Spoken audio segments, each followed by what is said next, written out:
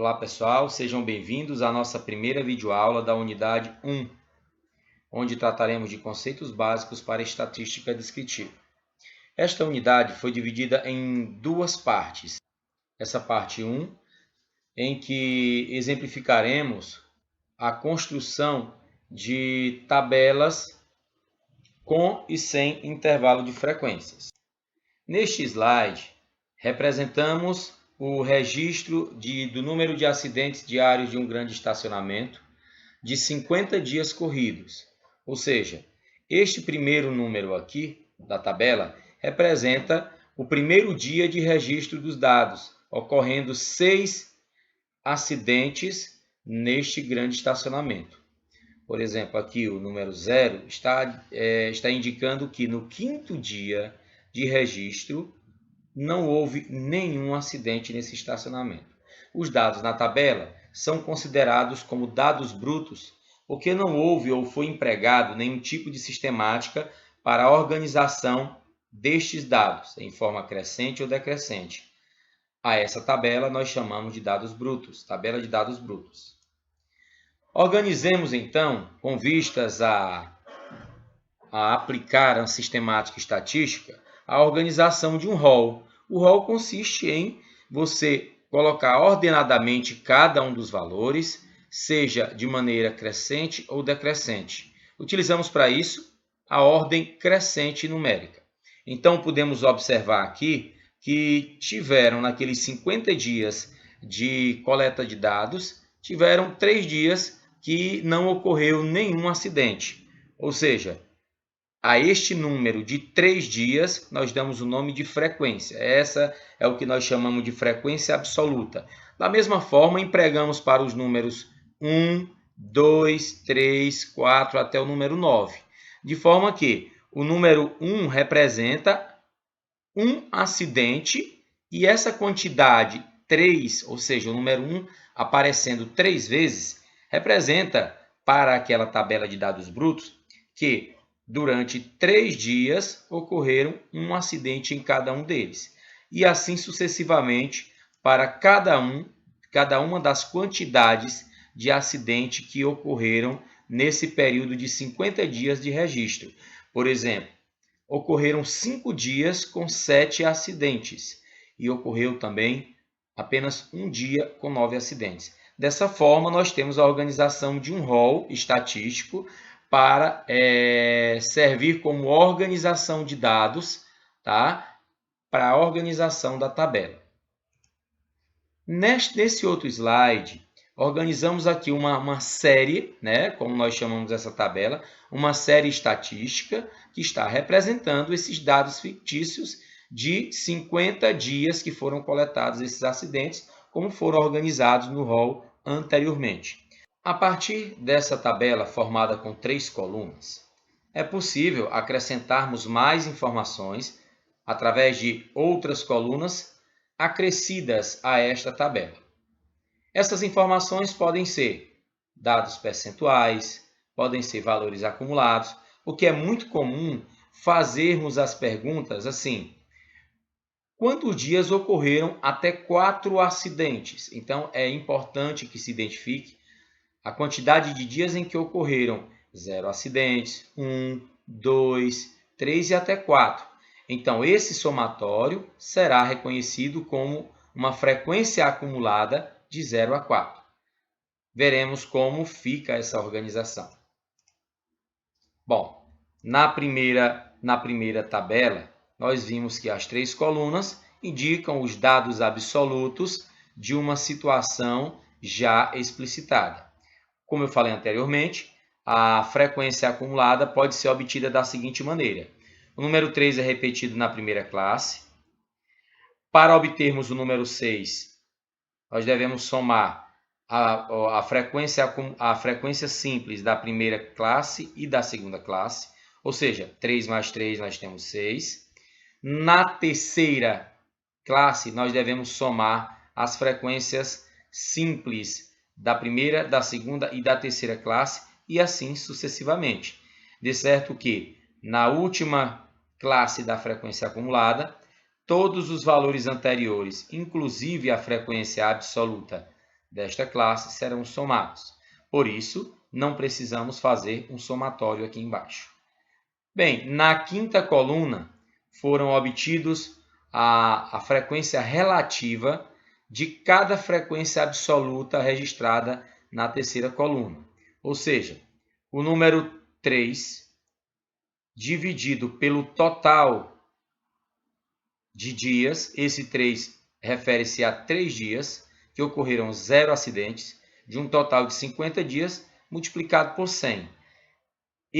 Essa continha representa 6% do número de dias que ocorreram, no caso, os 0 acidentes. 6% do total de dias que ocorreram representa, na verdade, aqui 0%.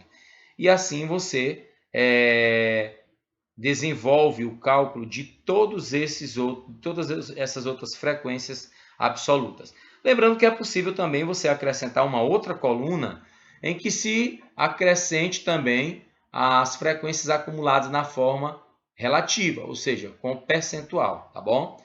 De certo que quando você concluir essa coluna aqui, a gente tem um percentual de 100%.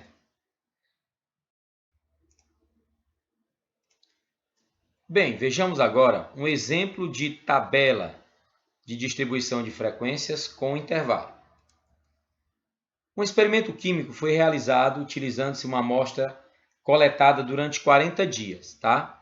E os dados discretos são valores aproximados da massa em gramas de um produto obtido através de reações químicas involuntárias de um processo de produção. Com esses dados, ele deseja construir uma tabela, ou seja, um quadro de frequências. Vemos que nesse quadro, com 4 linhas e 10 colunas, obtemos aqui 40 resultados diferentes aleatoriamente. Dados diferentes aleatoriamente. Para organizarmos uma tabela com intervalo de frequência, precisamos primeiro organizar um rol. Tá? Identifiquemos em seguida o valor máximo e o valor mínimo para o cálculo da amplitude, tá? Ou ranger, como alguns autores chamam. Então, o maior valor encontrado nessa tabela de dados brutos, que também você poderá organizar na forma de um rol, são o maior valor, 39, tá aqui o 39, e o menor valor, 6. Então, identificando aqui o 6. Dessa maneira, 39 menos 6, 33. Então, esse valor ele deverá ser distribuído em classes. Essas classes podemos encontrar também por uma relação já existente, tá? Não existe uma regra única para a determinação destas, tá? No entanto, alguns autores afirmam que ela deve variar entre 5 e 25. Adotaremos o seguinte cálculo. O valor de K deve ser um número inteiro. Então, assim, pode ser 5, pode ser 6, pode ser 7. Então, o próximo passo seria determinar a amplitude do intervalo, já que eu tenho um total de 33 como ranger, como intervalo total adquirido da subtração do maior valor com o menor valor encontrado, nós podemos estabelecer ou não esse número de classes, tá? E, em seguida, encontrar o intervalo de cada classe. Se eu quiser uma tabela ou uma série estatística com 5 ou com 6, à medida que eu fizer uma divisão aqui, tá? Eu encontrarei o intervalo de cada classe. Com os dados coletados, são números inteiros, a amplitude também deve ser um número inteiro. Assim, o valor da amplitude ou ranger deve ser acrescido 2 unidades para que a divisão pelo número de classe seja um número inteiro. Ou seja, se você encontrou o número 33 e você precisa escrever 7 classes, ou você deseja, ou você define, lembrando que esse número de classe ele pode ser encontrado a critério do pesquisador, você soma a quantidade de unidades aqui de forma que a divisão seja exata, ou simplesmente divide e aproxima para o maior valor. Isso é uma escolha que o próprio pesquisador tem que definir. O quarto passo, a gente vai rever esse limite, né? Então, nesse caso, temos que aproximar esse valor e depois adotarmos o menor valor encontrado, um maior valor encontrado, de forma que essa distribuição ela respeite a quantidade de valores por classe que foi definida, tá bom? Então aqui, se nós definimos que gostaríamos de organizar os dados em 7 classes, teremos aqui 7 classes, e como o maior valor encontrado foi o número 6, não necessariamente você deverá começar com o número 6. Você pode antecipar um pouquinho, tendo em vista que o intervalo é 5, para que esses valores fiquem dados mais exatos, dados aproximados. Então, você começa a organizar a partir do menor valor, que aqui ficou estabelecido 5, e somar esse valor 5 encontrado a cada um dos intervalos, a cada um dos limites inferiores de classe. Por exemplo, aqui eu tenho 5, mais 5, 10, eu pego esse 10 e repito, mais 5, 15, repito novamente o 15 e faço assim até chegarmos ao intervalo máximo que caiba cada um dos valores da tabela coletada aqui dentro. Tá? Então, assim, eu poderia começar do 6? Sim, poderia. E somar 5 unidades a cada um. Só que aqui na última classe você teria como limite superior da classe o número 41, o que não iria de forma alguma intervir nesses resultados, e poderia até intervir com valores de uma classe para outra. Acontece que esses dados eles são limitados. Então, esta foi a nossa primeira parte, né? A videoaula de parte 1 da unidade 1 da nossa disciplina de Estatística e Probabilidade. Vamos à próxima videoaula.